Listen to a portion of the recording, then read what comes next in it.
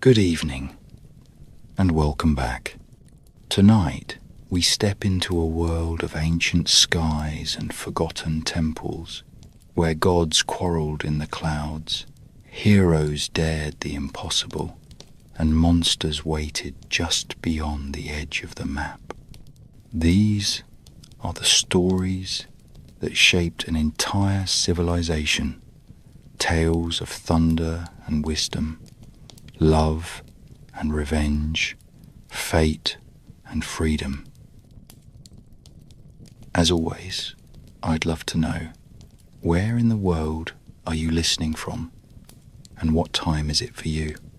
Whether you're curled up in bed, or simply letting your mind wander in the quiet, this is your moment to slow down and drift gently into the past.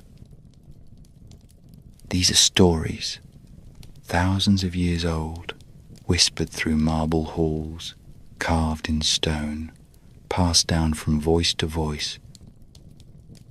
And tonight, they're all yours. Let's begin.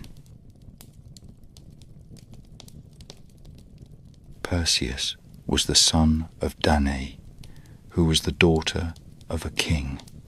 And when Perseus was a very little boy, some wicked people put his mother and himself into a chest and set them afloat upon the sea. The wind blew freshly and drove the chest away from the shore, and the uneasy billows tossed it up and down, while Danae clasped her child closely to her bosom and dreaded that some big wave would dash its foamy crest over them both. The chest sailed on, however, and neither sank nor was upset, until, when night was coming, it floated so near an island that it got entangled in a fisherman's nets and was drawn out high and dry upon the sand. The island was called Seriphus, and it was reigned over by King Polydectes, who happened to be the fisherman's brother. This fisherman, I am glad to tell you, was an exceedingly humane and upright man. He showed great kindness to Danae and her little boy, and continued to befriend them until Perseus had grown to be a handsome youth, very strong and active and skillful in the use of arms. Long before this time, King Polydectes had seen the two strangers, the mother and her child, who had come to his dominions in a floating chest. As he was not good and kind, like his brother the fisherman, but extremely wicked, he resolved to send Perseus on a dangerous enterprise in which he would probably be killed, and then to do some great mischief to Danae herself. So this bad-hearted king spent a long while in considering what was the most dangerous thing that a young man could possibly undertake to perform. At last, having hit upon an enterprise that promised to turn out as fatally as he desired, he sent for the youthful Perseus. The young man came to the palace and found the king sitting upon his throne. "Perseus," said King Polydectes, smiling craftily upon him, "you are grown up a fine young man.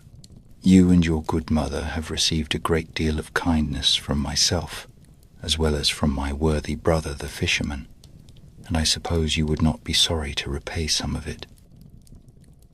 "Please, your majesty," answered Perseus, "I would willingly risk my life to do so." "Well then," continued the king, still with a cunning smile on his lips, "I have a little adventure to propose to you, and, as you are a brave and enterprising youth, you will doubtless look upon it as a great piece of good luck to have so rare an opportunity of distinguishing yourself. You must know, my good Perseus, I think of getting married to the beautiful Princess Hippodamia, and it is customary on these occasions to make the bride a present of some far-fetched and elegant curiosity, I have been a little perplexed, I must honestly confess, where to obtain anything likely to please a princess of her exquisite taste.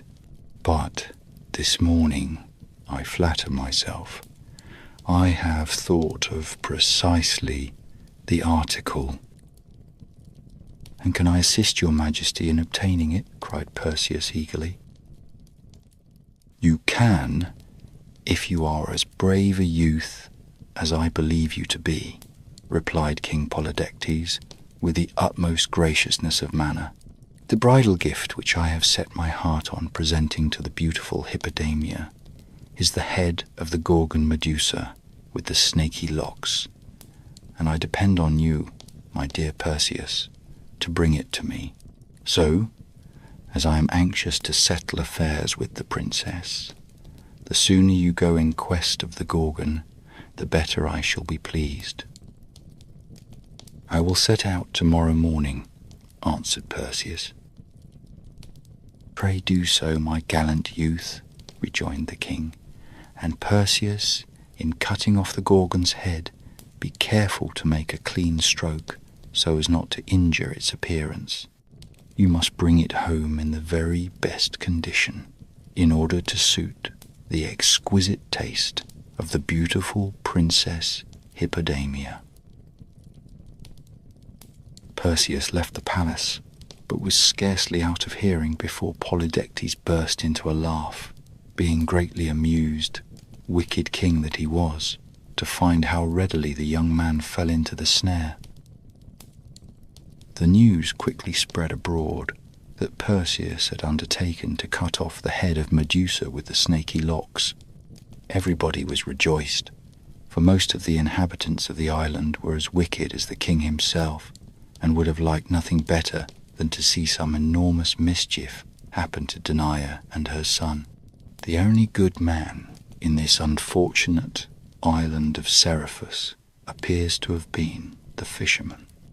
As Perseus walked along, therefore, the people pointed after him and made mouths and winked to one another and ridiculed him as loudly as they dared. Ho, ho, cried they, Medusa's snakes will sting him soundly. Now, there were 3 Gorgons alive at that period, and they were the most strange and terrible monsters that had ever been since the world was made, or that have been seen in after days, or that are likely to be seen in all time to come. I hardly know what sort of creature or hobgoblin to call them. They were 3 sisters, and seemed to have borne some distant resemblance to women, but were really a very frightful and mischievous species of dragon. It is indeed difficult to imagine what hideous beings these 3 sisters were. Why, instead of locks of hair, if you can believe me, they had each of them 100 enormous snakes growing on their heads, all alive, twisting, wriggling, curling, and thrusting out their venomous tongues, with forked stings at the end. The teeth of the Gorgons were terribly long tusks. Their hands were made of brass, and their bodies were all over scales, which, if not iron, were something as hard and impenetrable. They had wings too, and exceedingly splendid ones, I can assure you, for every feather in them was pure, bright, glittering, burnished gold, and they looked very dazzlingly, no doubt, when the Gorgons were flying about in the sunshine. But when people happened to catch a glimpse of their glittering brightness aloft in the air, they seldom stopped to gaze, but ran and hid themselves as speedily as they could. You will think, perhaps, that they were afraid of being stung by the serpents that served the Gorgons instead of hair, or of having their heads bitten off by their ugly tusks, or of being torn all to pieces by their brazen claws. Well, to be sure, these were some of the dangers, but by no means the greatest, nor the most difficult to avoid. For the worst thing about these abominable Gorgons was that if once a poor mortal fixed his eyes full upon one of their faces, he was certain, that very instant, to be changed from warm flesh and blood into cold and lifeless stone. Thus, as you will easily perceive, it was a very dangerous adventure that the wicked King Polydectes had contrived for this innocent young man. Perseus himself, when he had thought over the matter, could not help seeing that he had very little chance of coming safely through it, and that he was far more likely to become a stone image than to bring back the head of Medusa with the snaky locks. For, not to speak of other difficulties, there was one which it would have puzzled an older man than Perseus to get over. Not only must he fight with and slay this golden-winged, iron-scaled, long-tusked, brazen-clawed, snaky-haired monster, but he must do it with his eyes shut, or, at least, without so much as a glance at the enemy with whom he was contending. Else, while his arm was lifted to strike, he would stiffen into stone and stand with that uplifted arm for centuries until time and the wind and weather should crumble him quite away. This would be a very sad thing to befall a young man who wanted to perform a great many brave deeds and to enjoy a great deal of happiness in this bright and beautiful world. So disconsolate did these thoughts make him that Perseus could not bear to tell his mother what he had undertaken to do. He therefore took his shield, girded on his sword, and crossed over from the island to the mainland, where he sat down in a solitary place and hardly refrained from shedding tears. But while he was in this sorrowful mood, he heard a voice close beside him. "Perseus," said the voice, "why are you sad?" He lifted his head from his hands, in which he had hidden it, and behold, all alone, as Perseus had supposed himself to be, there was a stranger in the solitary place. It was a brisk, intelligent, and remarkably shrewd-looking young man, with a cloak over his shoulders, an odd sort of cap on his head, a strangely twisted staff in his hand, and a short and very crooked sword hanging by his side. He was exceedingly light and active in his figure, like a person much accustomed to gymnastic exercises and well able to leap or run. Above all, the stranger had such a cheerful, knowing, and helpful aspect, though it was certainly a little mischievous into the bargain, that Perseus could not help feeling his spirits grow livelier as he gazed at him. Besides, being really a courageous youth, he felt greatly ashamed that anybody should have found him with tears in his eyes, like a timid little schoolboy, when, after all, there might be no occasion for despair. So Perseus wiped his eyes and answered the stranger pretty briskly, putting on as brave a look as he could. "I am not so very sad," said he, "only thoughtful about an adventure that I have undertaken." "Oh-ho," answered the stranger. "Well, tell me all about it, and possibly I may be of service to you. I have helped a good many young men through adventures that looked difficult enough beforehand. Perhaps you may have heard of me. I have more names than one, but the name of Quicksilver suits me as well as any other. Tell me what the trouble is, and we will talk the matter over and see what can be done." The stranger's words and manner put Perseus into quite a different mood from his former one. He resolved to tell Quicksilver all his difficulties, since he could not easily be worse off than he already was, and very possibly his new friend might give him some advice that would turn out well in the end.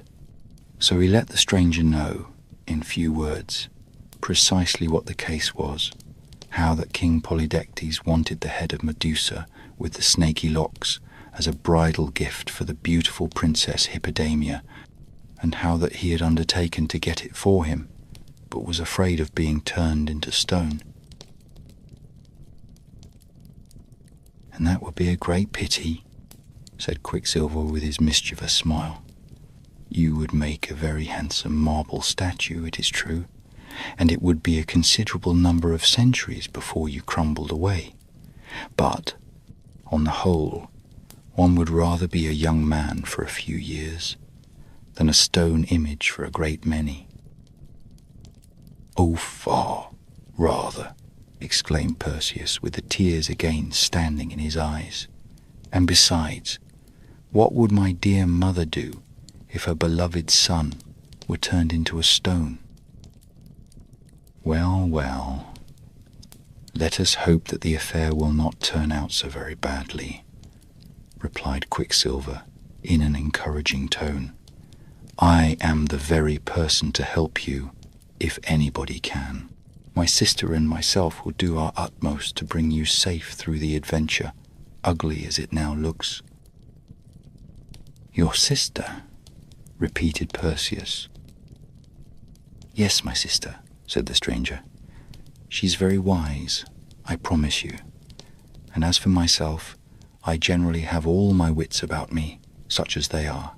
If you show yourself bold and cautious, and follow our advice, you need not fear being a stone image yet a while. But, first of all, you must polish your shield, till you can see your face in it as distinctly as in a mirror."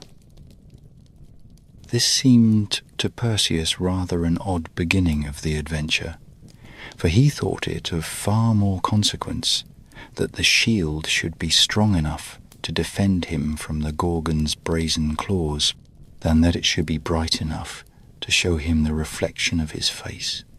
However, concluding that Quicksilver knew better than himself, he immediately set to work and scrubbed the shield with so much diligence and goodwill that it very quickly shone like the moon at harvest time. Quicksilver looked at it with a smile and nodded his approbation. Then, taking off his own short and crooked sword, he girded it about Perseus instead of the one which he had before worn. "No sword but mine will answer your purpose," observed he. "The blade has a most excellent temper, and will cut through iron and brass as easily as through the slenderest twig. And now we will set out. The next thing is to find the 3 grey women, who will tell us where to find the nymphs." "The 3 grey women!" cried Perseus, to whom this seemed only a new difficulty in the path of his adventure. "Pray, who may the 3 grey women be? I never heard of them before." "They are 3 very strange old ladies," said Quicksilver, laughing. "They have but 1 eye among them, and only 1 tooth.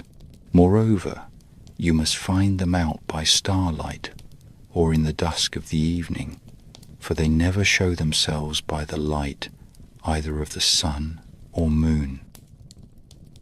"But," said Perseus, "why should I waste my time with these 3 grey women? Would it not be better to set out at once in search of the terrible Gorgons?" "No, no," answered his friend. "There are other things to be done before you can find your way to the Gorgons. There is nothing for it but to hunt up these old ladies, and when we meet with them, you may be sure that the Gorgons are not a great way off. Come, let us be stirring." Perseus, by this time, felt so much confidence in his companion's sagacity that he made no more objections, and professed himself ready to begin the adventure immediately. They accordingly set out, and walked at a pretty brisk pace, so brisk indeed that Perseus found it rather difficult to keep up with his nimble friend Quicksilver.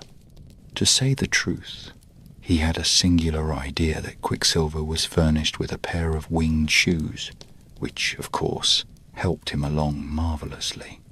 And then, too, when Perseus looked sideways at him, out of the corner of his eye, he seemed to see wings on the side of his head, although, if he turned a full gaze, there were no such things to be perceived, but only an odd kind of cap.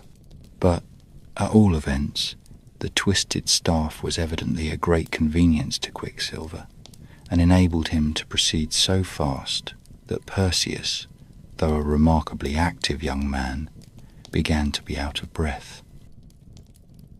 "Here," cried Quicksilver at last, for he knew well enough, rogue that he was, how hard Perseus found it to keep pace with him. "Take you the staff, for you need it a great deal more than I. Are there no better walkers than yourself in the island of Seriphus?" "I could walk pretty well," said Perseus, glancing slyly at his companion's feet, "if I had only a pair of winged shoes." "We must see about getting you a pair," answered Quicksilver. But the staff helped Perseus along so bravely that he no longer felt the slightest weariness. In fact, the stick seemed to be alive in his hand and to lend some of its life to Perseus. He and Quicksilver now walked onward at their ease, talking very sociably together, and Quicksilver told so many pleasant stories about his former adventures and how well his wits had served him on various occasions, that Perseus began to think him a very wonderful person. He evidently knew the world, and nobody is so charming to a young man as a friend who has that kind of knowledge. Perseus listened the more eagerly, in the hope of brightening his own wits by what he heard. At last, he happened to recollect that Quicksilver had spoken of a sister who was to lend her assistance in the adventure which they were now bound upon. "Where is she?" he inquired. "Shall we not meet her soon?" "All at the proper time," said his companion. "But this sister of mine, you must understand, is quite a different sort of character from myself. She is very grave and prudent, seldom smiles, never laughs, and makes it a rule not to utter a word unless she has something particularly profound to say. Neither will she listen to any but the wisest conversation." "Dear me," ejaculated Perseus, "I shall be afraid to say a syllable." "She is a very accomplished person, I assure you," continued Quicksilver, "and has all the arts and sciences at her fingers' ends. In short, she is so immoderately wise that many people call her wisdom personified. But, to tell you the truth, she has hardly vivacity enough for my taste, and I think you would scarcely find her so pleasant a travelling companion as myself. She has her good points, nevertheless, and you will find the benefit of them in your encounter with the Gorgons." By this time it had grown quite dusk. They were now come to a very wild and desert place, overgrown with shaggy bushes, and so silent and solitary that nobody seemed ever to have dwelt or journeyed there. All was waste and desolate in the grey twilight, which grew every moment more obscure. Perseus looked about him rather disconsolately and asked Quicksilver whether they had a great deal farther to go. "Hist, hist," whispered his companion. "Make no noise. This is just the time and place to meet the 3 grey women.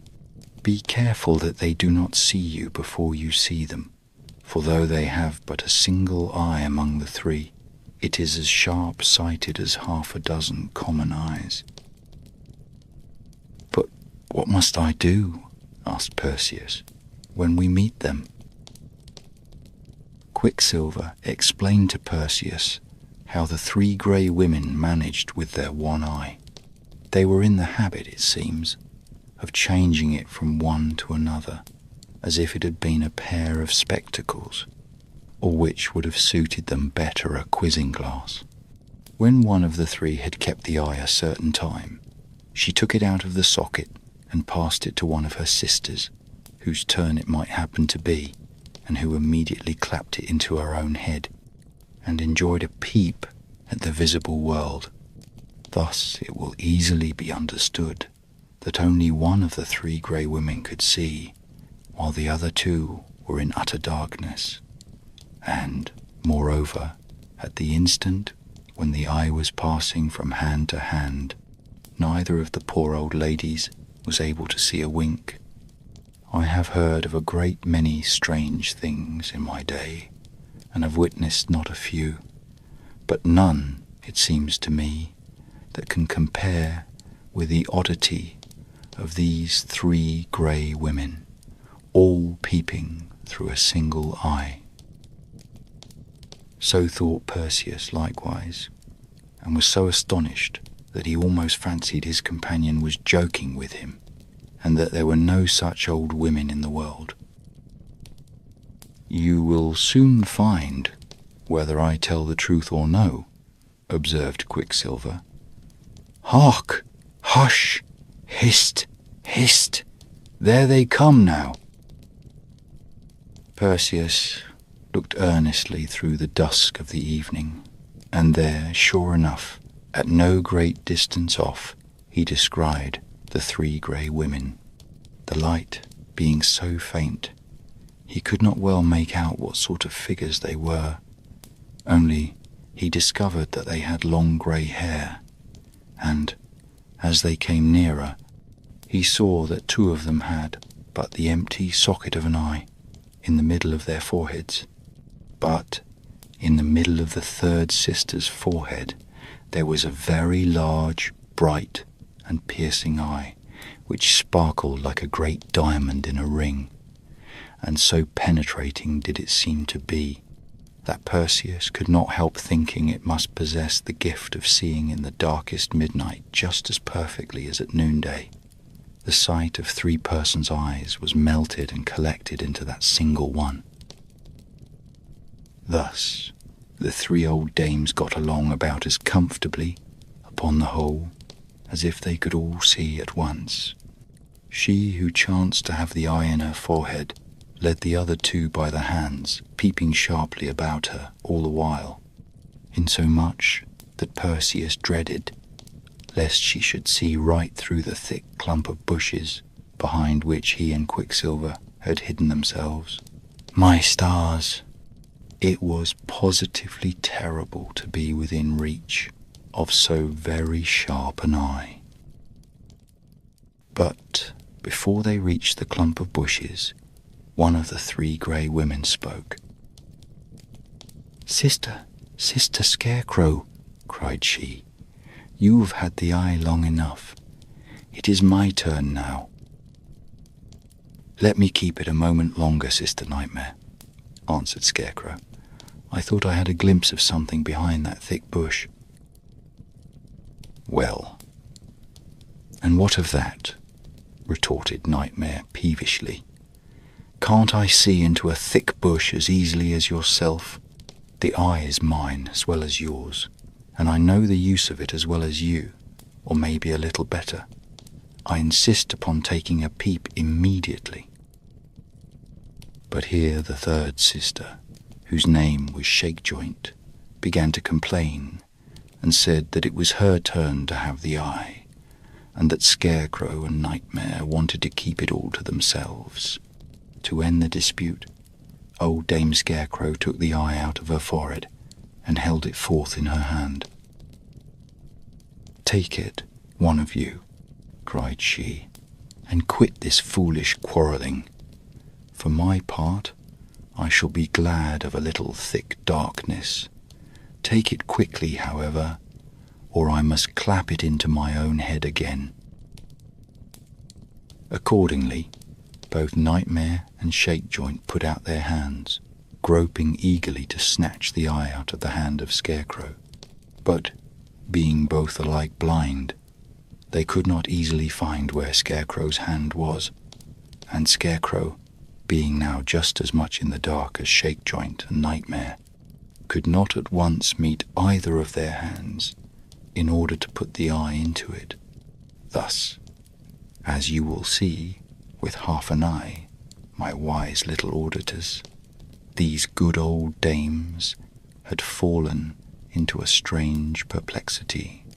For, though the eye shone and glistened like a star, as Scarecrow held it out, yet the grey women caught not the least glimpse of its light, and were all three in utter darkness, from too impatient a desire to see. Quicksilver was so much tickled at beholding Shakejoint and Nightmare both groping for the eye, and each finding fault with Scarecrow and one another, that he could scarcely help laughing aloud. "Now is your time," he whispered to Perseus.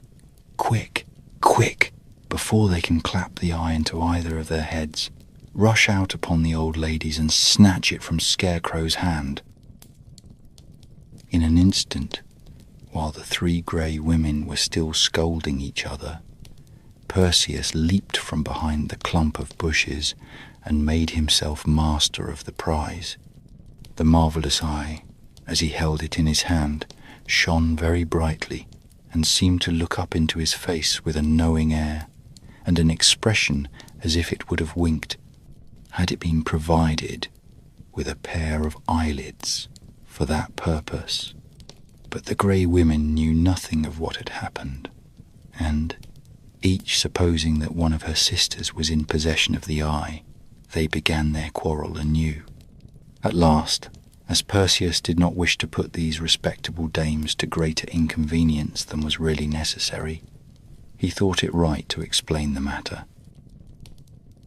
"My good ladies," said he, "pray do not be angry with one another. If anybody is in fault, it is myself, for I have the honor to hold your very brilliant and excellent eye in my own hand." You have our eye, and who are you?" screamed the three grey women, all in a breath, for they were terribly frightened, of course, at hearing a strange voice, and discovering that their eyesight had got into the hands of they could not guess whom.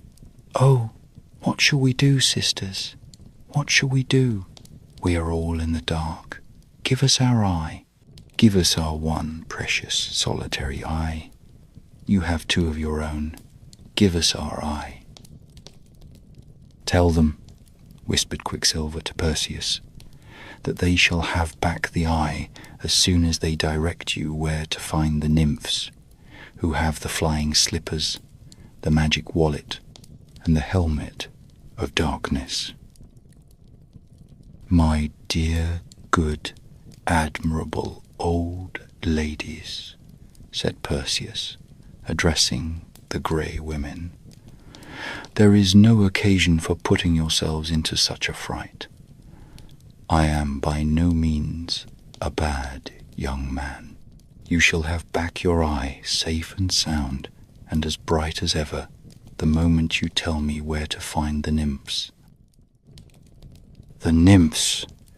Goodness me, sisters, what nymphs does he mean?" screamed Scarecrow. "There are a great many nymphs, people say. Some that go a-hunting in the woods, and some that live inside of trees, and some that have a comfortable home in fountains of water. We know nothing at all about them. We are three unfortunate old souls that go wandering about in the dusk, and never had but one eye amongst us, and that one you have stolen away. Oh, give it back, good stranger. Whoever you are, give it back." All this while, the three grey women were groping with their outstretched hands and trying their utmost to get hold of Perseus, but he took good care to keep out of their reach. "My respectable dames," said he, for his mother had taught him always to use the greatest civility, "I hold your eye fast in my hand, and shall keep it safely for you until you please to tell me where to find these nymphs. The nymphs, I mean, who keep the enchanted wallet, the flying slippers, and the helmet of invisibility." "Mercy on us, sisters! What is the young man talking about?" exclaimed Scarecrow, Nightmare, and Shakejoint one to another, with great appearance of astonishment. "A pair of flying slippers," quoth he. "His heels would quickly fly higher than his head if he were silly enough to put them on. And a helmet of invisibility. How could a helmet make him invisible, unless it were big enough for him to hide under it? And an enchanted wallet. What sort of a contrivance may that be, I wonder? No, no, good stranger. We can tell you nothing of these marvellous things. You have 2 eyes of your own, and we have but a single one amongst us 3. You can find out such wonders better than 3 blind old creatures like us."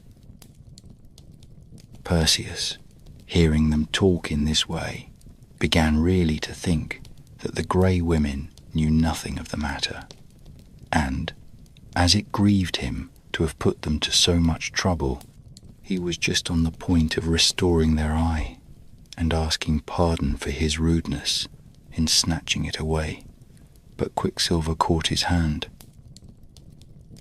"Don't let them make a fool of you," said he. "These 3 grey women are the only persons in the world that can tell you where to find the nymphs, and unless you get that information, you will never succeed in cutting off the head of Medusa with the snaky locks. Keep fast hold of the eye, and all will go well." As it turned out, Quicksilver was in the right. There are but few things that people prize so much as they do their eyesight, and the grey women valued their single eye as highly as if it had been 6, which was the number they ought to have had. Finding that there was no other way of recovering it, they at last told Perseus what he wanted to know. No sooner had they done so than he, immediately, and with the utmost respect, clapped the eye into the vacant socket in one of their foreheads, thanked them for their kindness, and bade them farewell. Before the young man was out of hearing, however, they had got into a new dispute because he happened to have given the eye to Scarecrow, who had already taken her turn of it, when their trouble with Perseus commenced. It is greatly to be feared that the 3 grey women were very much in the habit of disturbing their mutual harmony by bickerings of this sort, which was the more pity as they could not conveniently do without one another, and were evidently intended to be inseparable companions. As a general rule, I would advise all people, whether sisters or brothers, old or young, who chance to have but one eye amongst them, to cultivate forbearance, and not all insist upon peeping through it at once. Quicksilver and Perseus, in the meantime, were making the best of their way in quest of the nymphs. The old dames had given them such particular directions that they were not long in finding them out. They proved to be very different persons from Nightmare, Shakejoint, and Scarecrow, for instead of being old, they were young and beautiful, and instead of one eye amongst the sisterhood, each nymph had 2 exceedingly bright eyes of her own, with which she looked very kindly at Perseus. They seemed to be acquainted with Quicksilver, and when he told them the adventure which Perseus had undertaken, they made no difficulty about giving him the valuable articles that were in their custody. In the first place, they brought out what appeared to be a small purse, made of deerskin and curiously embroidered, and bade him be sure and keep it safe. This was the magic wallet. The nymphs next produced a pair of shoes or slippers or sandals with a nice little pair of wings at the heel of each. "Put them on, Perseus," said Quicksilver. "You will find yourself as light-heeled as you can desire for the remainder of our journey." So Perseus proceeded to put one of the slippers on, while he laid the other on the ground by his side. Unexpectedly, however, this other slipper spread its wings, fluttered up off the ground, and would probably have flown away if Quicksilver had not made a leap and luckily caught it in the air. "Be more careful," said he, as he gave it back to Perseus. "It would frighten the birds up aloft if they should see a flying slipper amongst them." When Perseus had got on both of these wonderful slippers, he was altogether too buoyant to tread on earth. Making a step or two, lo and behold, upward he popped into the air, high above the heads of Quicksilver and the nymphs, and found it very difficult to clamber down again. Winged slippers and all such high-flying contrivances are seldom quite easy to manage until one grows a little accustomed to them. Quicksilver laughed at his companion's involuntary activity and told him that he must not be in so desperate a hurry, but must wait for the invisible helmet. The good-natured nymphs had the helmet, with its dark tuft of waving plumes, all in readiness to put upon his head. And now there happened about as wonderful an incident as anything that I have yet told you. The instant before the helmet was put on, there stood Perseus, a beautiful young man with golden ringlets and rosy cheeks, the crooked sword by his side, and the brightly polished shield upon his arm, a figure that seemed all made up of courage, sprightliness, and glorious light. But when the helmet had descended over his white brow, there was no longer any Perseus to be seen, nothing but empty air. Even the helmet that covered him with its invisibility had vanished. "Where are you, Perseus?" asked Quicksilver. "Why, here to be sure," answered Perseus very quietly, although his voice seemed to come out of the transparent atmosphere. "Just where I was a moment ago. Don't you see me?" "No, indeed," answered his friend. "You are hidden under the helmet, but if I cannot see you, neither can the Gorgons. Follow me, therefore, and we will try your dexterity in using the winged slippers." The Gorgons were more like an awful, gigantic kind of insect, immense golden-winged beetles or dragonflies or things of that sort, at once ugly and beautiful than like anything else, only that they were 1,000 and 1,000,000 times as big. And with all this, there was something partly human about them too. Luckily for Perseus, their faces were completely hidden from him by the posture in which they lay, for had he but looked one instant at them, he would have fallen heavily out of the air, an image of senseless stone. "Now," whispered Quicksilver, as he hovered by the side of Perseus, "now is your time to do the deed. Be quick, or if one of the Gorgons should awake, you are too late." "Which shall I strike at?" asked Perseus, drawing his sword and descending a little lower. "They all three look alike. All three have snaky locks. Which of the three is Medusa?" It must be understood that Medusa was the only one of these dragon monsters whose head Perseus could possibly cut off. As for the other two, let him have the sharpest sword that ever was forged, and he might have hacked away by the hour together without doing them the least harm. "Be cautious," said the calm voice which had before spoken to him. "One of the Gorgons is stirring in her sleep and is just about to turn over. That is Medusa. Do not look at her. The sight would turn you to stone. Look at the reflection of her face and figure in the bright mirror of your shield." Perseus now understood Quicksilver's motive for so earnestly exhorting him to polish his shield. In its surface, he could safely look at the reflection of the Gorgon's face, and there it was, that terrible countenance, mirrored in the brightness of the shield, with the moonlight falling over it and displaying all its horror. The snakes, whose venomous natures could not altogether sleep, kept twisting themselves over the forehead. It was the fiercest and most horrible face that ever was seen or imagined, and yet with a strange, fearful, and savage kind of beauty in it. The eyes were closed, and the Gorgon was still in a deep slumber, but there was an unquiet expression disturbing her features, as if the monster was troubled with an ugly dream. She gnashed her white tusks and dug into the sand with her brazen claws. The snakes, too, seemed to feel Medusa's dream and to be made more restless by it.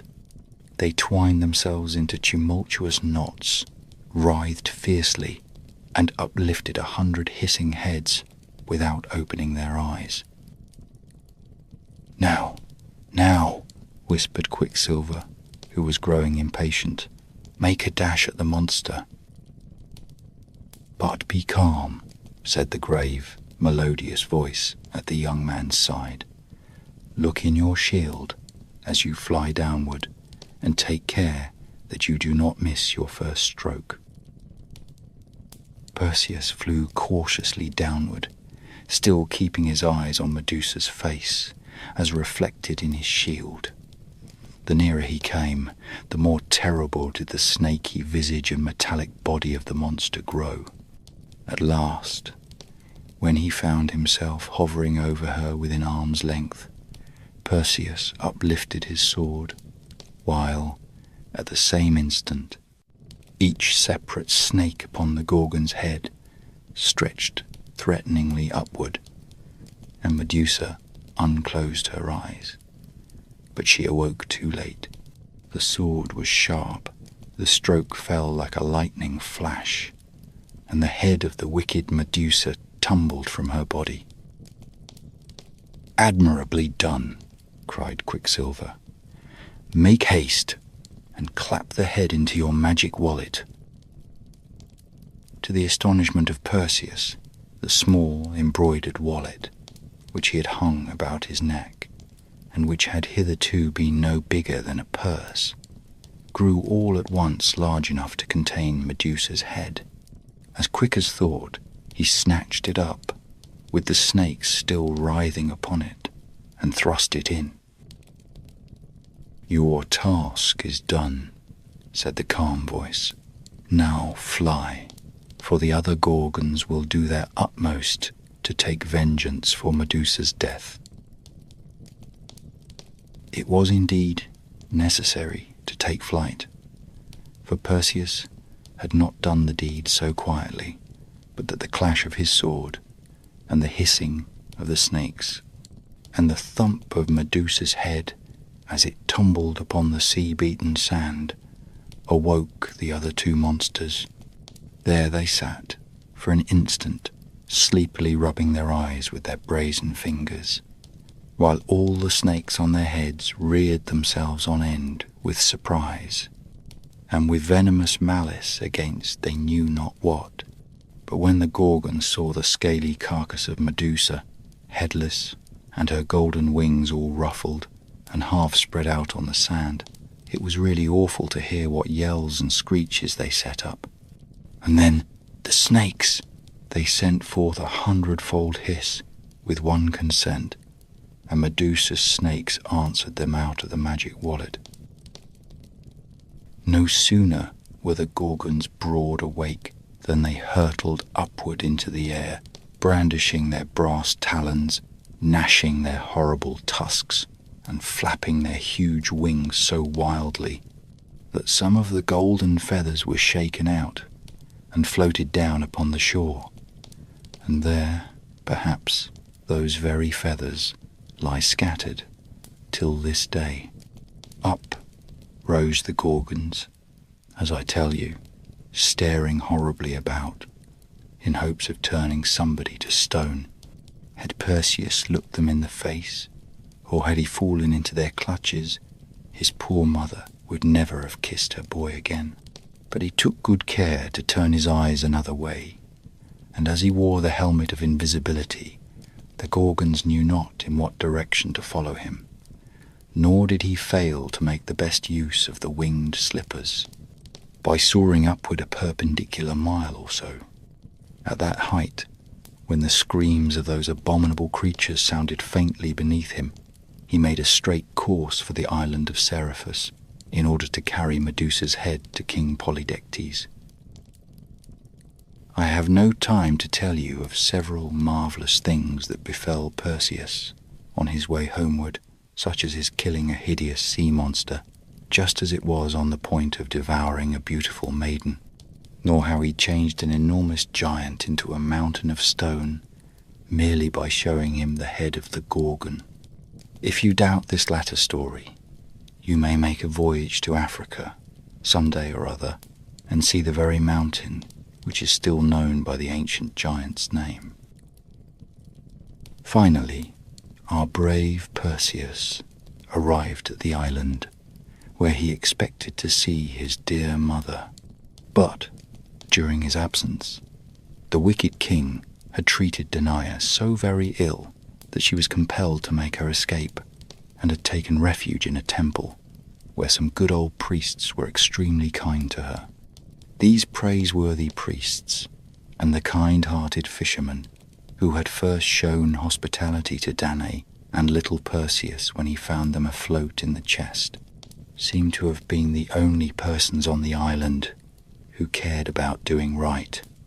All the rest of the people, as well as King Polydectes himself, were remarkably ill-behaved, and deserved no better destiny than that which was now to happen. Not finding his mother at home, Perseus went straight to the palace and was immediately ushered into the presence of the king. Polydectes was by no means rejoiced to see him, for he had felt almost certain in his own evil mind that the Gorgons would have torn the poor young man to pieces and have eaten him up out of the way. However, seeing him safely returned, he put the best face he could upon the matter and asked Perseus how he had succeeded. "Have you performed your promise?" inquired he. "Have you brought me the head of Medusa with the snaky locks? If not, young man, it will cost you dear, for I must have a bridal present for the beautiful Princess Hippodamia, and there is nothing else that she would admire so much." "Yes, please your majesty," answered Perseus in a quiet way, as if it were no very wonderful deed for such a young man as he to perform. "I have brought you the Gorgon's head, snaky locks and all." "Indeed, pray let me see it," quoth King Polydectes. "It must be a very curious spectacle, if all the travellers tell about it be true." "Your majesty is in the right," replied Perseus. "It is really an object that will be pretty certain to fix the regards of all who look at it. And, if your majesty think fit, I would suggest that a holiday be proclaimed, and that all your majesty's subjects be summoned to behold this wonderful curiosity. Few of them, I imagine, have seen a Gorgon's head before, and perhaps never may again." The king well knew that his subjects were an idle set of reprobates, and very fond of sightseeing, as idle persons usually are. So he took the young man's advice, and sent out heralds and messengers in all directions to blow the trumpet at the street corners and in the marketplaces and wherever two roads met, and summon everybody to court. Thither, accordingly, came a great multitude of good-for-nothing vagabonds, all of whom, out of pure love of mischief, would have been glad if Perseus had met with some ill hap in his encounter with the Gorgons. If there were any better people in the island, as I really hope there may have been, although the story tells nothing about any such, they stayed quietly at home, minding their business and taking care of their little children. Most of the inhabitants, at all events, ran as fast as they could to the palace and shoved and pushed and elbowed one another in their eagerness to get near a balcony on which Perseus showed himself, holding the embroidered wallet in his hand. On a platform, within full view of the balcony, sat the mighty King Polydectes amid his evil counsellors, and with his flattering courtiers in a semicircle round about him. Monarch, counsellors, courtiers, and subjects all gazed eagerly towards Perseus. "Show us the head, show us the head," shouted the people, and there was a fierceness in their cry as if they would tear Perseus to pieces unless he should satisfy them with what he had to show. "Show us the head of Medusa with the snaky locks." A feeling of sorrow and pity came over the youthful Perseus. "O King Polydectes," cried he, "and ye many people, I am very loath to show you the Gorgon's head." "Ah, the villain and coward," yelled the people, more fiercely than before. "He is making game of us. He has no Gorgon's head. Show us the head if you have it, or we will take your own head for a football." The evil counsellors whispered bad advice in the king's ear. The courtiers murmured with one consent that Perseus had shown disrespect to their royal lord and master, and the great King Polydectes himself waved his hand and ordered him, with the stern, deep voice of authority, on his peril, to produce the head. "Show me the Gorgon's head, or I will cut off your own." And Perseus sighed.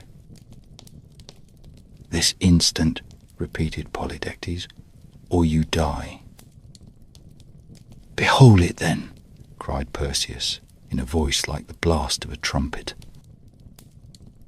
And, suddenly holding up the head, not an eyelid had time to wink before the wicked King Polydectes, his evil counsellors, and all his fierce subjects were no longer anything but the mere images of a monarch and his people. They were all fixed, forever, in the look and attitude of that moment. At the first glimpse of the terrible head of Medusa, they whitened into marble, and Perseus thrust the head back into his wallet and went to tell his dear mother that she need no longer be afraid of the wicked King Polydectes.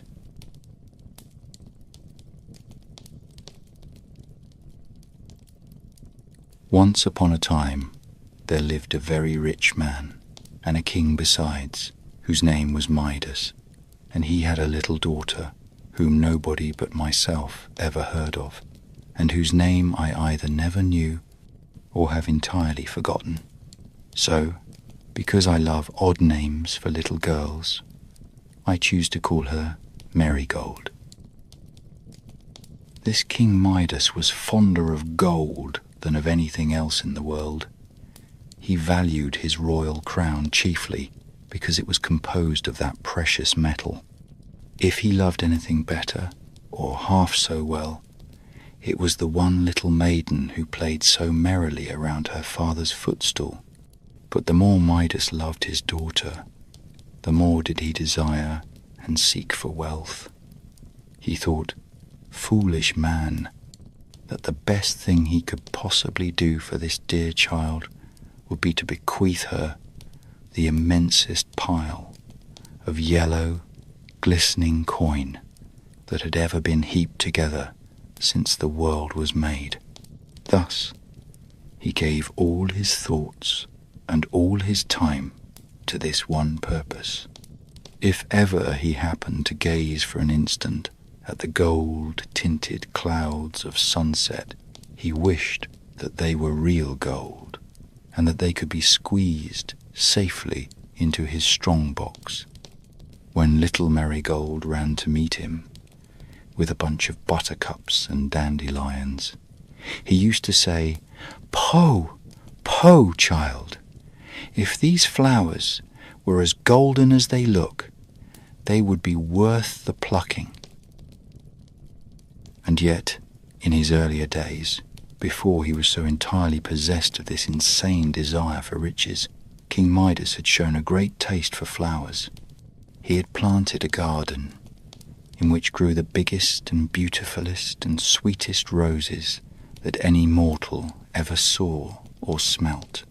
These roses were still growing in the garden, as large, as lovely, and as fragrant as when Midas used to pass whole hours in gazing at them and inhaling their perfume. But now, if he looked at them at all, it was only to calculate how much the garden would be worth if each of the innumerable rose petals were a thin plate of gold. And though he once was fond of music, in spite of an idle story about his ears, which was said to resemble those of an ass, the only music for poor Midas now was the chink of one coin against another. At length, as people always grow more and more foolish, unless they take care to grow wiser and wiser, Midas had got to be so exceedingly unreasonable that he could scarcely bear to see or touch any object that was not gold.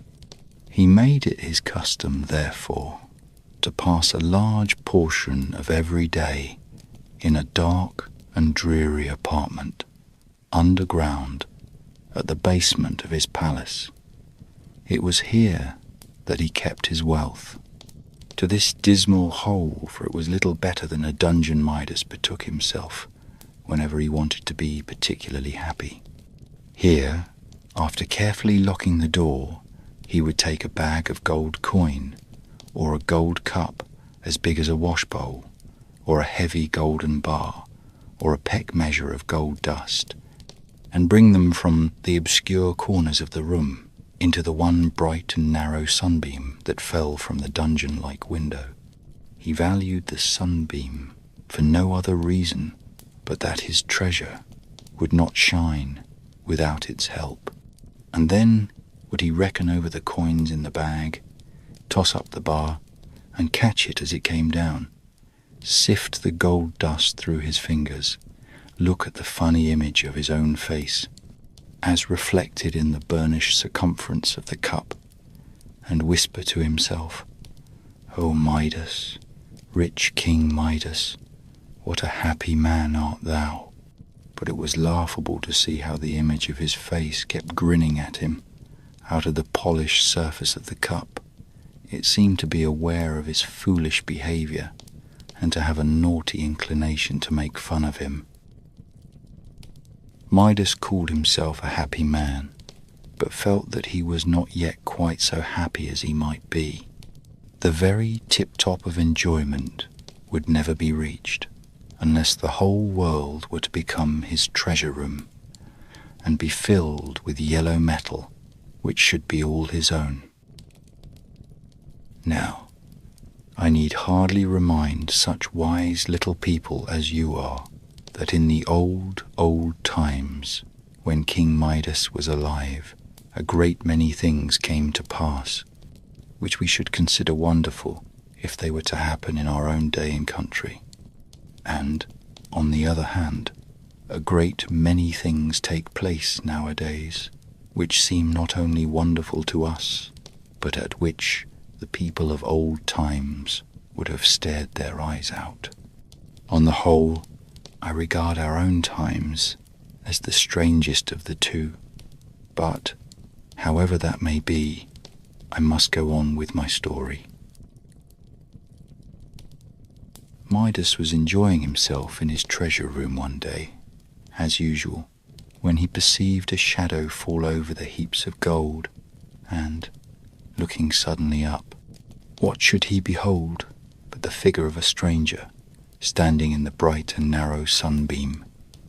It was a young man with a cheerful and ruddy face. Whether it was that the imagination of King Midas threw a yellow tinge over everything, or whatever the cause might be, he could not help fancying that the smile with which the stranger regarded him had a kind of golden radiance in it. Certainly, although his figure intercepted the sunshine, there was now a brighter gleam upon all the piled-up treasures than before. Even the remotest corners had their share of it, and were lighted up when the stranger smiled, as with tips of flame and sparkles of fire. As Midas knew that he had carefully turned the key in the lock, and that no mortal strength could possibly break into his treasure room, he, of course, concluded that his visitor must be something more than mortal.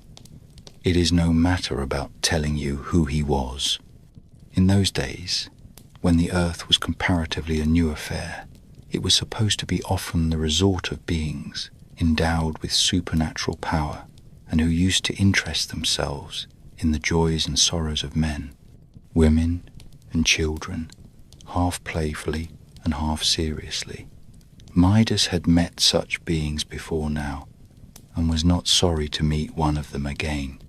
The stranger's aspect, indeed, was so good-humoured and kindly, if not beneficent, that it would have been unreasonable to suspect him of intending any mischief. It was far more probable that he came to do Midas a favour, and what could that favour be, unless to multiply his heaps of treasure? The stranger gazed about the room, and when his lustrous smile had glistened upon all the golden objects that were there, he turned again to Midas. "You are a wealthy man, friend Midas," he observed. "I doubt whether any other four walls on earth contain so much gold as you have contrived to pile up in this room." "I've done pretty well," answered Midas in a discontented tone. "But, after all, it is but a trifle when you consider that it has taken me my whole life to get it together. If one could live 1,000 years, he might have time to grow rich." "What?" exclaimed the stranger. "Then you are not satisfied?" Midas shook his head. "And pray what would satisfy you?" asked the stranger. "Merely for the curiosity of the thing, I should be glad to know." Midas paused and meditated. He felt a presentiment that this stranger, with such a golden lustre in his good-humoured smile, had come hither with both the power and the purpose of gratifying his utmost wishes. Now, therefore, was the fortunate moment when he had but to speak, and obtain whatever possible, or seemingly impossible, thing it might come into his head to ask. So he thought, and thought, and thought, and heaped up one golden mountain upon another in his imagination, without being able to imagine them big enough. At last, a bright idea occurred to King Midas. It seemed really as bright as the glistening metal which he loved so much. Raising his head, he looked the lustrous stranger in the face.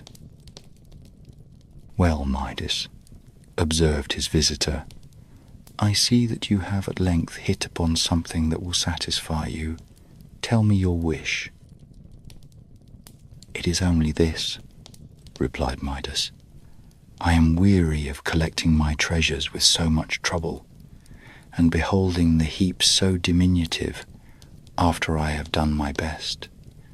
I wish everything that I touch to be changed to gold."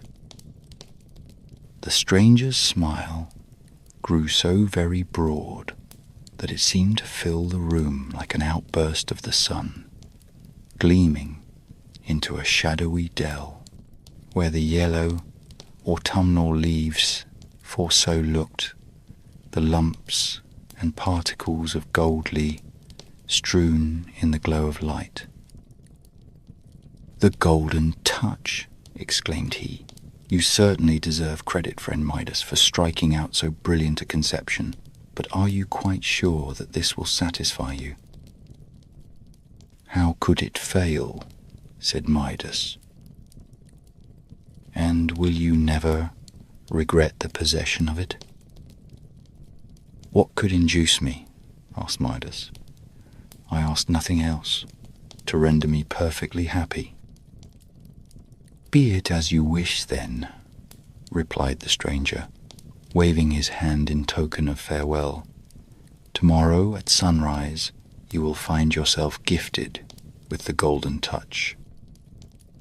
The figure of the stranger then became exceedingly bright, and Midas involuntarily closed his eyes.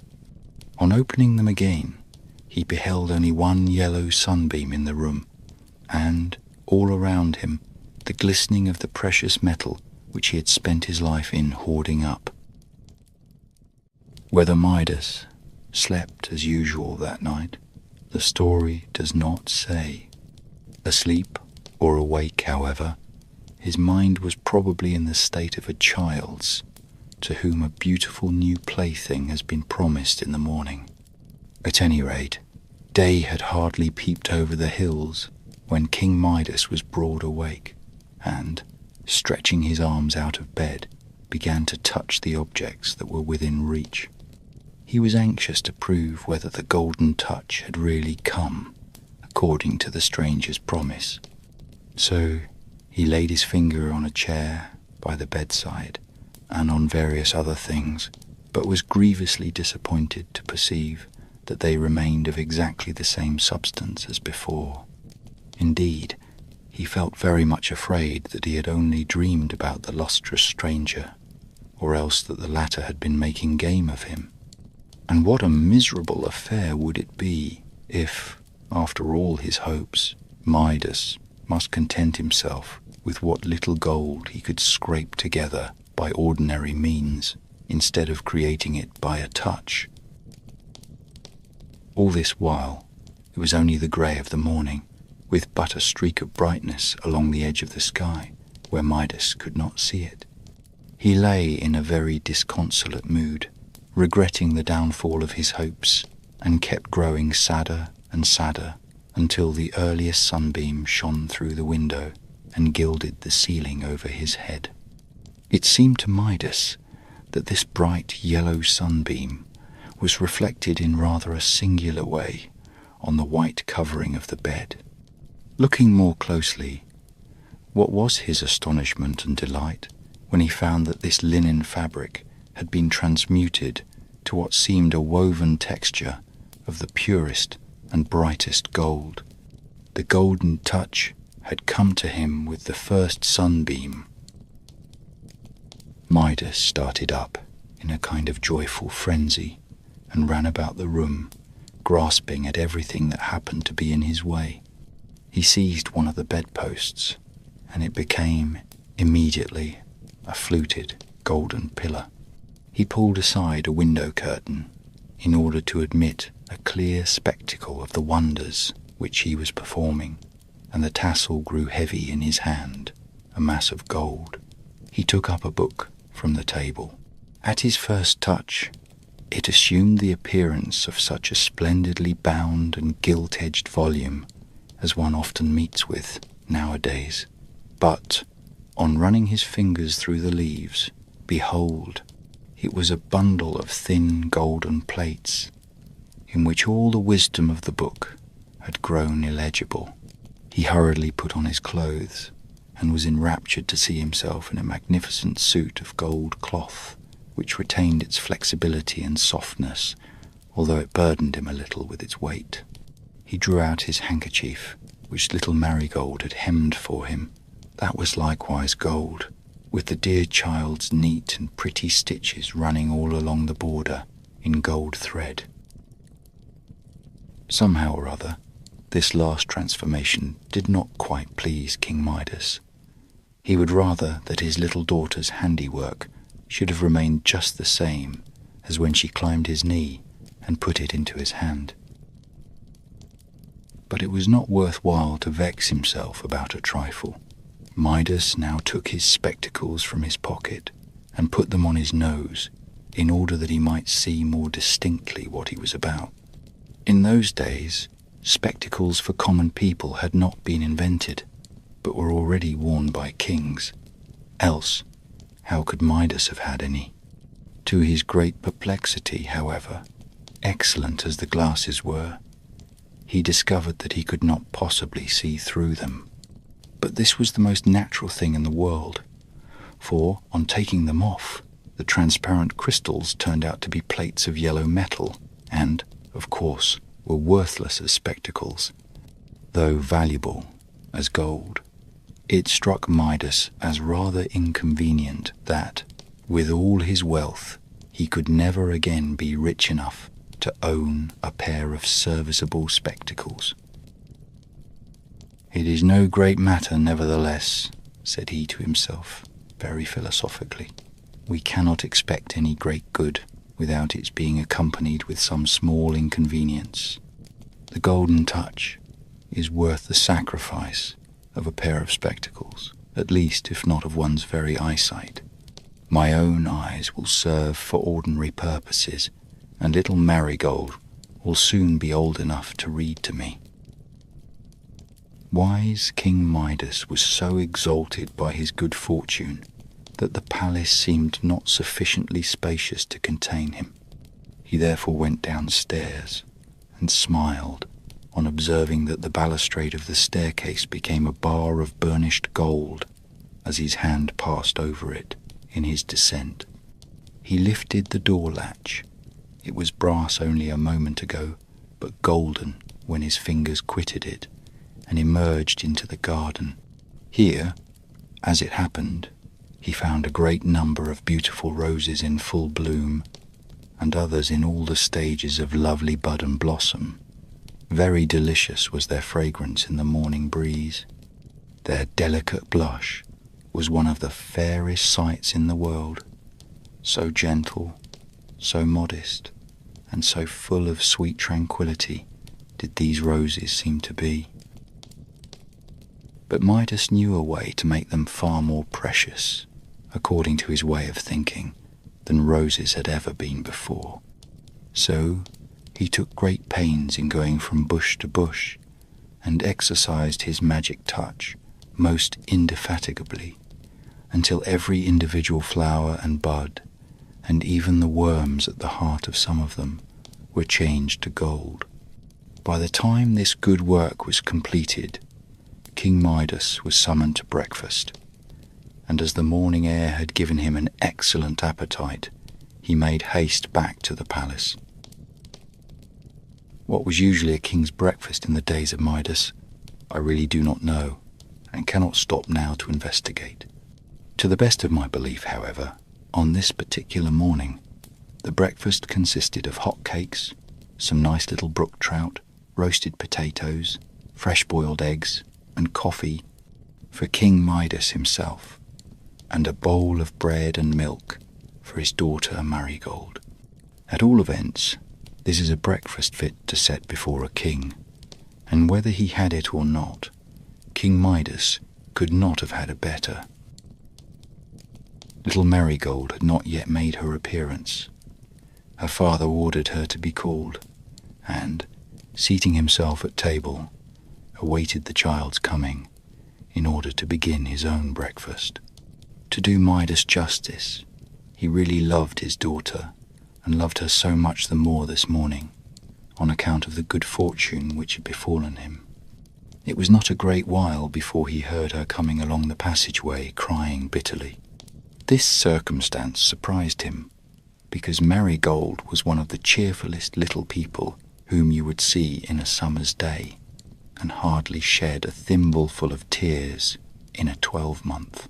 When Midas heard her sobs, he determined to put little Marigold into better spirits by an agreeable surprise. So, leaning across the table, he touched his daughter's bowl, which was a china one, with pretty figures all around it, and transmuted it to gleaming gold. Meanwhile, Marigold slowly and disconsolately opened the door and showed herself with her apron at her eyes, still sobbing as if her heart would break. "How now, my little lady?" cried Midas. "Pray, what is the matter with you this bright morning?" Marigold, without taking the apron from her eyes, held out her hand, in which was one of the roses which Midas had so recently transmuted. "Beautiful!" exclaimed her father. "And what is there in this magnificent golden rose to make you cry?" "Ah, dear father," answered the child, as well as her sobs would let her, "it is not beautiful, but the ugliest flower that ever grew. As soon as I was dressed, I ran into the garden to gather some roses for you, because I know you like them, and like them the better when gathered by your little daughter. But, oh dear, dear me, what do you think has happened? Such a misfortune! All the beautiful roses that smelled so sweetly and had so many lovely blushes are blighted and spoilt. They are grown quite yellow, as you see this one, and have no longer any fragrance. What can have been the matter with them?" "Poh, my dear little girl, pray don't cry about it," said Midas, who was ashamed to confess that he himself had wrought the change which so greatly afflicted her. "Sit down and eat your bread and milk. You will find it easy enough to exchange a golden rose like that, which will last hundreds of years, for an ordinary one which would wither in a day." "I don't care for such roses as this," cried Marigold, tossing it contemptuously away. "It has no smell, and the hard petals prick my nose." The child now sat down to table, but was so occupied with her grief for the blighted roses that she did not even notice the wonderful transmutation of her china bowl.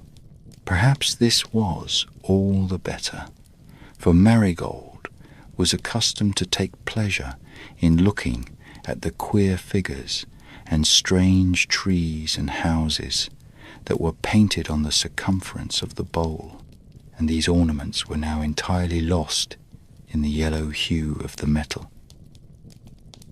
Midas, meanwhile, had poured out a cup of coffee, and, as a matter of course, the coffee pot, whatever metal it may have been when he took it up, was gold when he set it down.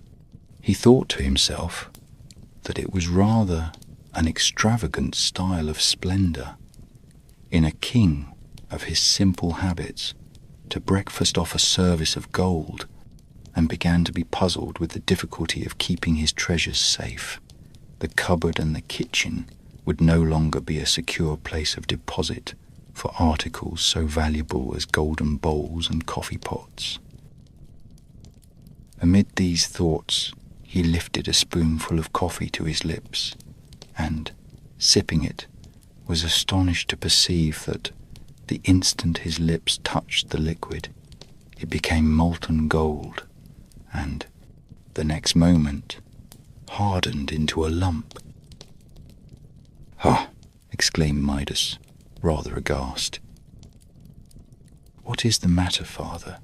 asked little Marigold, gazing at him, with the tears still standing in her eyes. "Nothing, child, nothing," said Midas. "Eat your milk before it gets quite cold." He took one of the nice little trouts on his plate, and by way of experiment touched its tail with his finger. To his horror, it was immediately transmuted from an admirably fried brook trout into a goldfish, though not one of those goldfishes which people often keep in glass globes as ornaments for the parlour. No, but it was really a metallic fish, and looked as if it had been very cunningly made by the nicest goldsmith in the world. Its little bones were now golden wires, its fins and tail were thin plates of gold, and there were the marks of the fork in it, and all the delicate, frothy appearance of a nicely fried fish, exactly imitated in metal.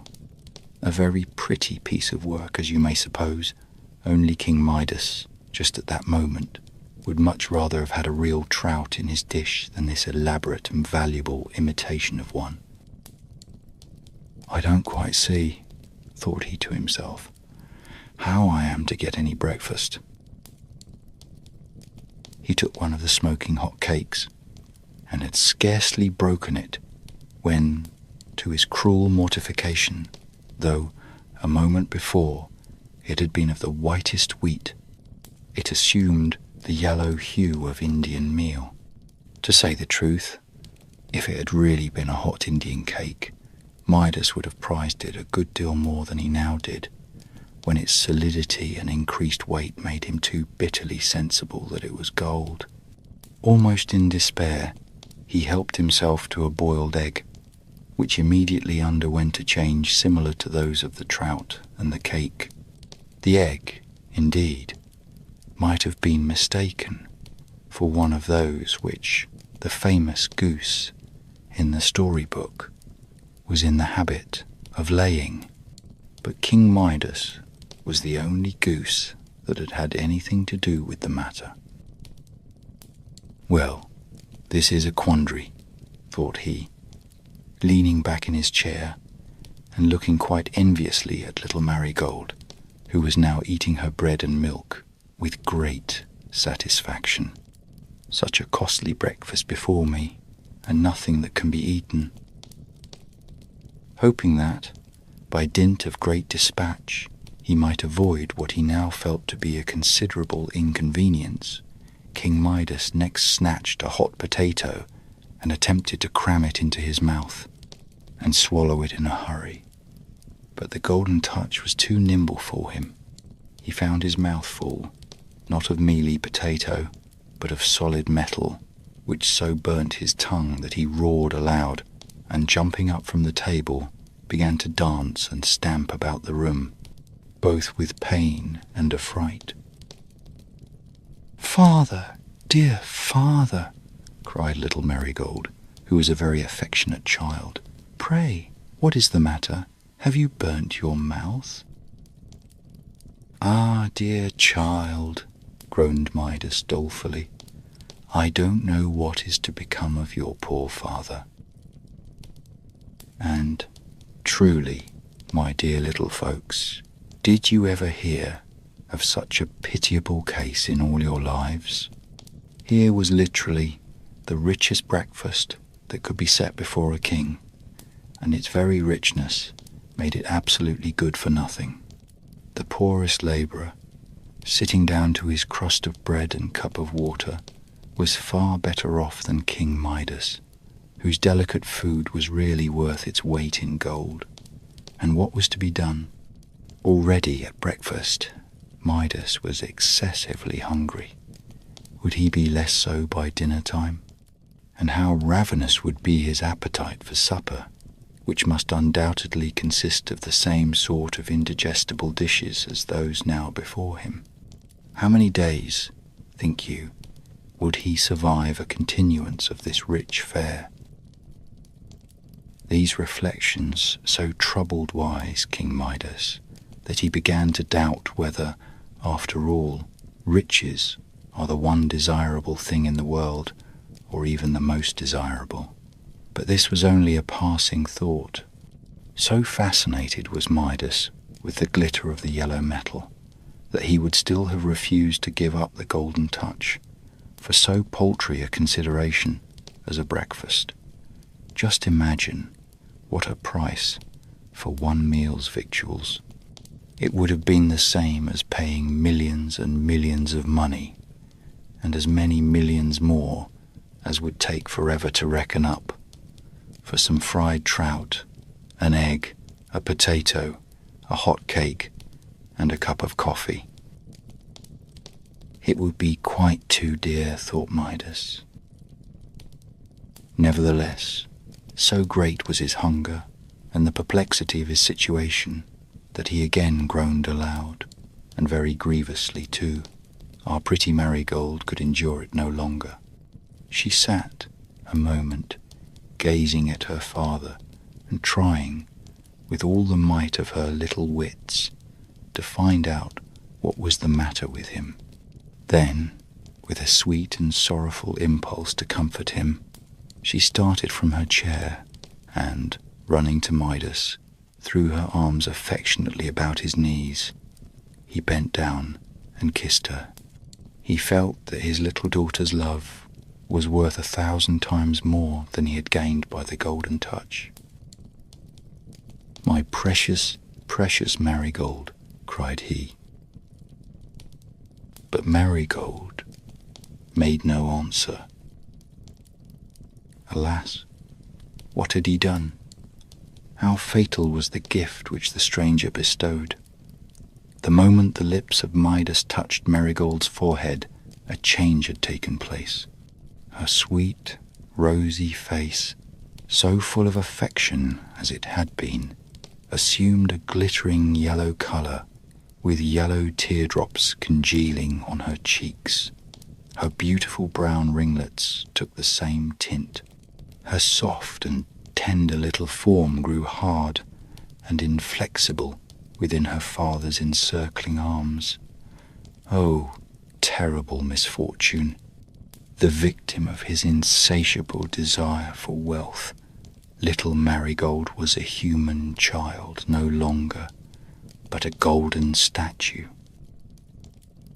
Yes, there she was, with the questioning look of love, grief, and pity hardened into her face. It was the prettiest and most woeful sight that ever mortal saw. All the features and tokens of Marigold were there. Even the beloved little dimple remained in her golden chin. But the more perfect was the resemblance, the greater was the father's agony at beholding this golden image, which was all that was left him of a daughter. It had been a favourite phrase of Midas, whenever he felt particularly fond of the child, to say that she was worth her weight in gold. And now the phrase had become literally true. And now, at last, when it was too late, he felt how infinitely a warm and tender heart that loved him exceeded in value all the wealth that could be piled up betwixt the earth and sky. It would be too sad a story if I were to tell you how Midas, in the fullness of all his gratified desires, began to wring his hands and bemoan himself, and how he could neither bear to look at Marigold, nor yet to look away from her. Except when his eyes were fixed on the image, he could not possibly believe that she was changed to gold. But, stealing another glance, there was the precious little figure with a yellow teardrop on its yellow cheek, and a look so piteous and tender that it seemed as if that very expression must needs soften the gold and make it flesh again. This, however, could not be. So Midas had only to wring his hands and to wish that he were the poorest man in the wide world, if the loss of all his wealth might bring back the faintest rose colour to his dear child's face. While he was in this tumult of despair, he suddenly beheld a stranger standing near the door. Midas bent down his head without speaking, for he recognized the same figure which had appeared to him the day before in the treasure room, and had bestowed on him this disastrous faculty of the golden touch. The stranger's countenance still wore a smile, which seemed to shed a yellow lustre all about the room, and gleamed on little Marigold's image, and on the other objects that had been transmuted by the touch of Midas. "Well, friend Midas," said the stranger, "pray how do you succeed with the golden touch?" Midas shook his head. "I am very miserable," said he. "Very miserable indeed," exclaimed the stranger. "And how happens that? Have I not faithfully kept my promise with you? Have you not everything that your heart desired?" "Gold is not everything," answered Midas, "and I have lost all that my heart really cared for." "Ah, so you have made a discovery since yesterday," observed the stranger. "Let us see, then.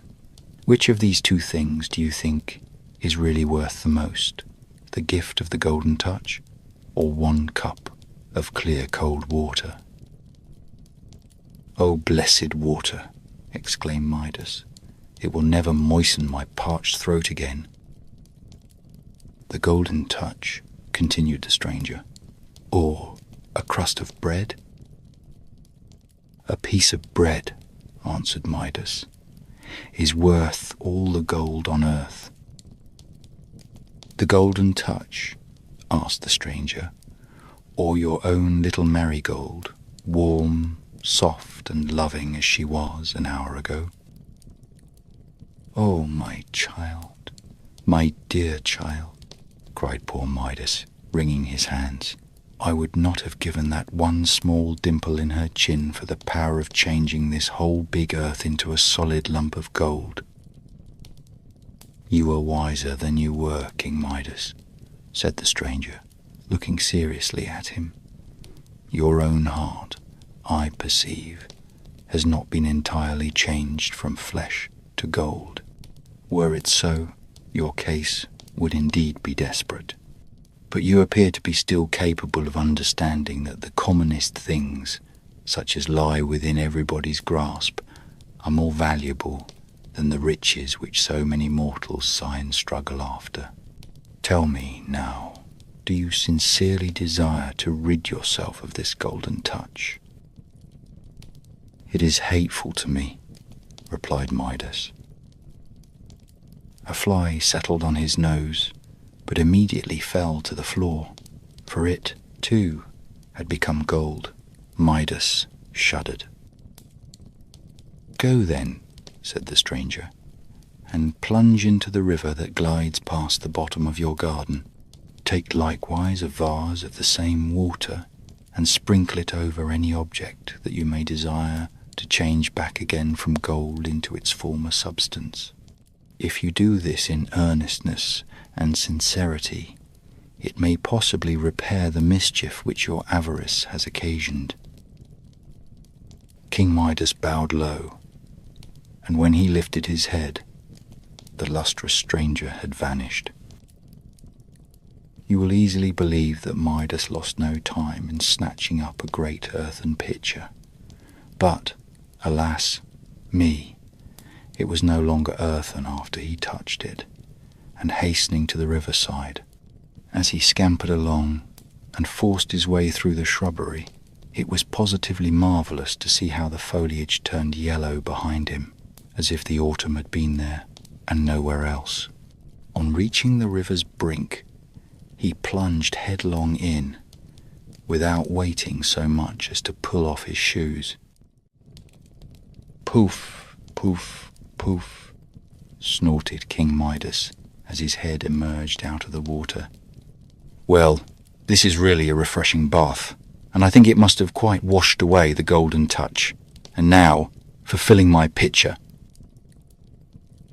As he dipped the pitcher into the water, it gladdened his very heart to see it change from gold into the same good, honest, earthen vessel which it had been before he touched it. He was conscious, also, of a change within himself. A cold, hard, and heavy weight seemed to have gone out of his bosom.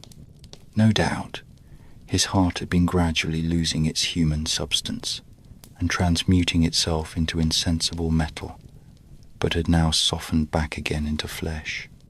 Perceiving a violet that grew on the bank of the river, Midas touched it with his finger and was overjoyed to find that the delicate flower retained its purple hue instead of undergoing a yellow blight. The curse of the golden touch had therefore really been removed from him. King Midas hastened back to the palace, and I suppose the servants knew not what to make of it when they saw their royal master so carefully bringing home an earthen pitcher of water. But that water, which was to undo all the mischief that his folly had wrought, was more precious to Midas than an ocean of molten gold could have been. The first thing he did, as you need hardly be told, was to sprinkle it by handfuls over the golden figure of little Marigold. No sooner did it fall on her than you would have laughed to see how the rosy colour came back to the dear child's cheek, and how she began to sneeze and sputter, and how astonished she was to find herself dripping wet, and her father still throwing more water over her. "Pray do not, dear father," cried she. "See how you have wet my nice frock, which I put on only this morning." For Marigold did not know that she had been a little golden statue, nor could she remember anything that had happened since the moment when she ran with outstretched arms to comfort poor King Midas. Her father did not think it necessary to tell his beloved child how very foolish she had been, but contented himself with showing how much wiser he had now grown. For this purpose, he led little Marigold into the garden, where he sprinkled all the remainder of the water over the rose bushes, and with such good effect that above 5,000 roses recovered their beautiful bloom. There were two circumstances, however, which, as long as he lived, used to put King Midas in mind of the golden touch. One was that the sands of the river sparkled like gold. The other, that little Marigold's hair had now a golden tinge, which he had never observed in it before. She had been transmuted by the effect of his kiss. This change of hue was really an improvement, and made Marigold's hair richer than in her babyhood. When King Midas had grown quite an old man, and used to trot Marigold's children on his knee, he was fond of telling them this marvellous story, pretty much as I have now told it to you. And then would he stroke their glossy ringlets, and tell them that their hair, likewise, had a rich shade of gold, which they had inherited from their mother. "And to tell you the truth, my precious little folks," quoth King Midas, diligently trotting the children all the while, "ever since that morning I have hated the very sight of all other gold, save this."